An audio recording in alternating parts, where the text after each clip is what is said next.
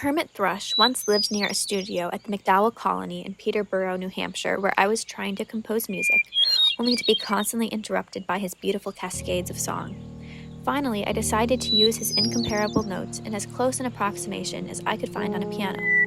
The result was two pieces, which people have apparently found suggestive of the bird, recognizing his lonely but appealing tune.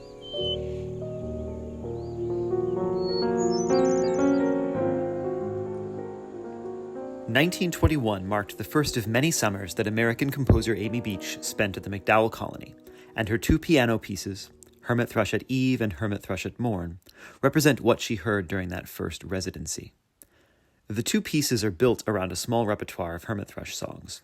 In her autograph scores, Beach set these quotations apart visually by writing them in smaller notes, and she mentioned the accuracy of her transcriptions in a footnote. Let's explore how Beach's Hermit Thrush pieces can be understood as both documentations of nature and artistic responses in dialogue with it. Let's listen to a few moments from Hermit Thrush at Eve. How does Beach's use of birdsong impact the musical form?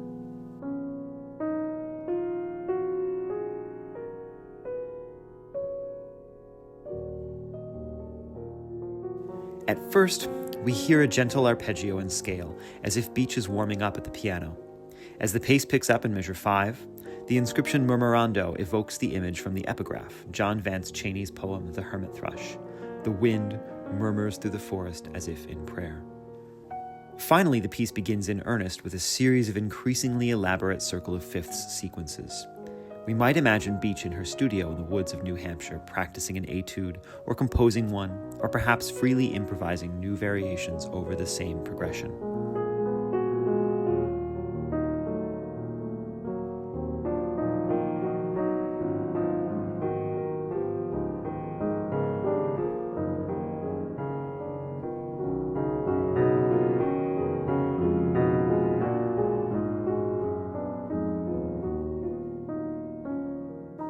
Suddenly, as she notes in her letter, she's interrupted by the hermit thrush and its beautiful cascades of song.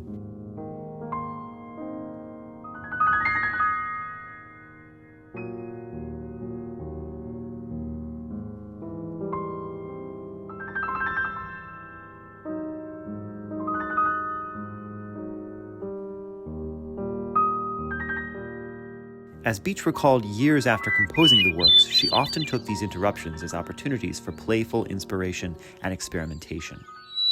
Beach's birdsong transcriptions seem to stop the flow of musical time, sounding very much like the beautiful cascading interruptions she describes in her letter. Around these songs, the form of the piece is essentially rotational. After the birdsong interlude, the music begins again as Beach returns to her sequential improvisations. She's interrupted again with a shorter segment of bird songs before we fade into a closing section that recalls the gentle scalar opening.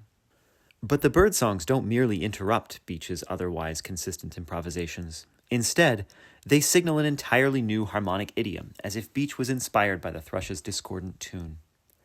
The arpeggio-like thrush songs have a harmony of their own, which is characterized by very smooth voice leading. It's often helpful to group such harmonies based on their similarities. Here, we see a group of bird songs which differ only by a single note from one to the next. When the thrush song appears, Beach's accompaniment changes to match. No longer structured sequentially by fifth, she too begins to play chords that are best understood by their close relationship to one another rather than their membership in the key, what we call pan-triadic harmony. As we see here, she wanders through only a few chords, moving only a note at a time and forming a tight network of proximity. Beach's setting juxtaposes two intentionally mismatched musical styles. The diatonic sequences jar against the pantriadic interlude. Beach depicts herself being interrupted by the highly chromatic birdsong. She adapts her own style when the bird enters, shifting from her sequential etude into a duet. She and the hermit thrush are sometimes in concert and sometimes in counterpoint. As musicologist Denise von Glahn argues, Beach's painstakingly precise transcriptions and lush late Romantic piano idiom unite two traditions of turn-of-the-century American naturalism. A romantic approach, awed by nature's power and meditating on it in an almost religious manner, and a scientific approach that carefully documents it. Beach's hermit thrush pieces arrived in the middle of an important debate over how best to represent birdsong visually. Contemporary biologists usually rely on spectrograms in their studies of birdsong, capturing and annotating the full spectrum of sound traced by each call, as shown in this image from a 2005 article on the hermit thrush. But before that technology was available, the early 20th century ornithological community debated whether Western musical notation was the best way to transcribe and study birdsong, or if other methods might be better suited to understanding avian musicking on its own terms. Many of these discussions resemble musicological debates surrounding the nature of notation and the ethics of transcription, which began to unfold around the same time and which remain relevant today. Let's first examine how early 20th century scientific studies used conventional musical notation. In a 1913 article, Henry Oldys transcribed arpeggiated hermit thrush songs as block chords. Oldys claims that a thrush he heard in Vermont sang a recognizable harmonic progression, essentially 6-2-5-1. Oldys used this transcription to launch an argument that was common at the time, a speculative comparison between Western tonality and avian musicking. He wrote, quote, "There is no escape from the conclusion that the evolution of bird music independently parallels the evolution of human music, and that such an evolution in each case is not fortuitous, but tends inevitably towards a fixed ideal." By using musical notation, Oldys privileges a single facet of music, harmony, and arrives at an anthropocentric conclusion. If birds are heard to sing in dominant seventh chords, they must be making human music. And if they're making human music, that must represent the naturalness and inevitability of the Western tonal system. Now, Oldys was an influential figure in birdsong circles. For decades after its publication, biologists quoted this article on the hermit thrush as evidence that human and avian musicking were connected. Indeed, many notated transcriptions implicitly make the argument that birdsong employs prominent features of Western tonality. We should remember that while this line of thinking was especially in vogue in the early 20th century, it is as old as musical birdsong transcription itself. Analogies between avian and human musicking were not universally accepted, though, and many scholars insisted on their separation. As these objectors note, birdsong rarely follows an equally tempered scale. Its notes often fall between the keys of a piano or exceed the range of common instruments, and the rhythms that birds sing may be difficult to shoehorn into conventional durations. Someone choosing to use musical notation is therefore faced with constant choices and compromises. Because of these challenges, many scientists explored new graphical means of representation. In 1915, Artetus Saunders proposed a graph paper system for field transcription that measured time on a horizontal scale of seconds and emphasized contour and expressive elements such as turns and swoops. A decade later, William Wheeler and John Nichols employed abstract, neume-like notation in their search for patterns of song, concatenation, and repetition.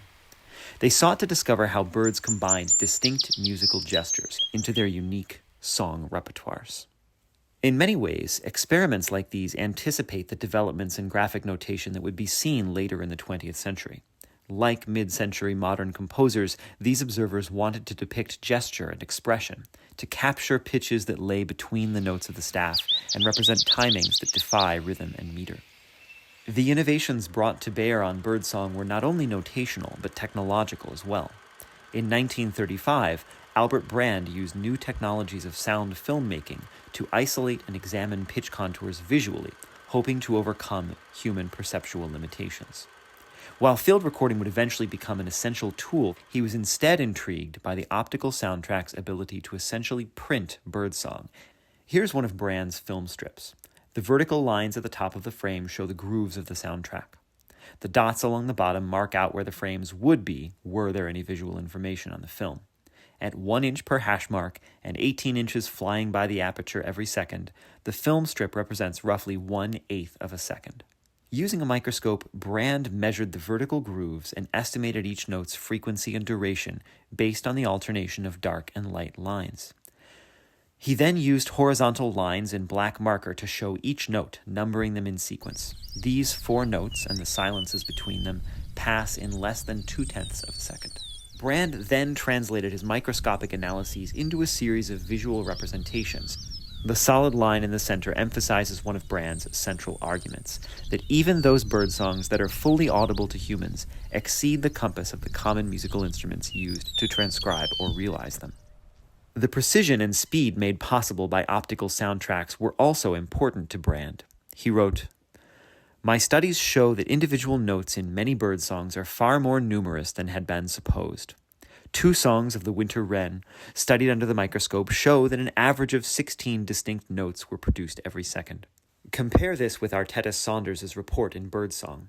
His song is 7.2 seconds long, practically the same length as my song number 1, but he counts only 5 distinct notes, compared with 113 shown on my film."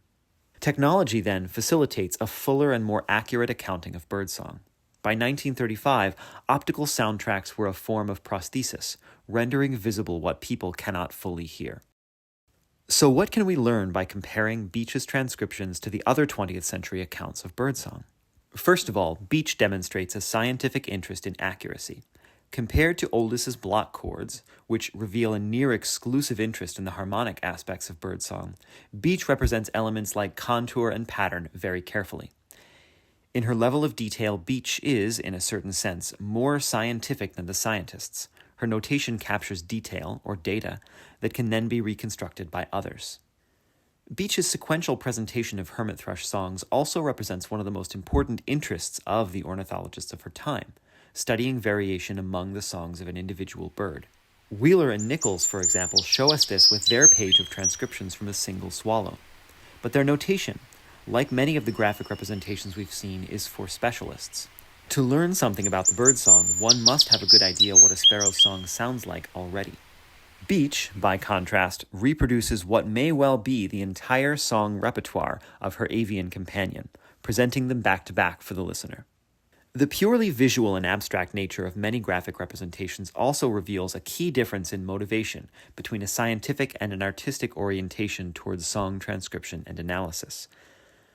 The graphic systems of Brand, Saunders, and Wheeler and Nichols facilitate the systematic study of musical behaviors rather than of the songs themselves. They sought evidence of instinct, systematic operations, or characteristic musical tendencies with which they might categorize species or extrapolate other behaviors. If we compare Beech's reaction to the obvious seventh chord structures of hermit thrush song to Oldys's arguments about their harmonicity, we find a similar distinction. Oldys, you'll recall, interprets some quasi-tonal moments in a thrush song as evidence of the universality of human musical systems, by which he means Western tonal systems, an elision common in this sort of argument. Beech, on the other hand, surely understood that the bird calls she transcribed could express harmony. But instead of casting them as an affirmation of tonality, Beech set them very much apart from tonal implications.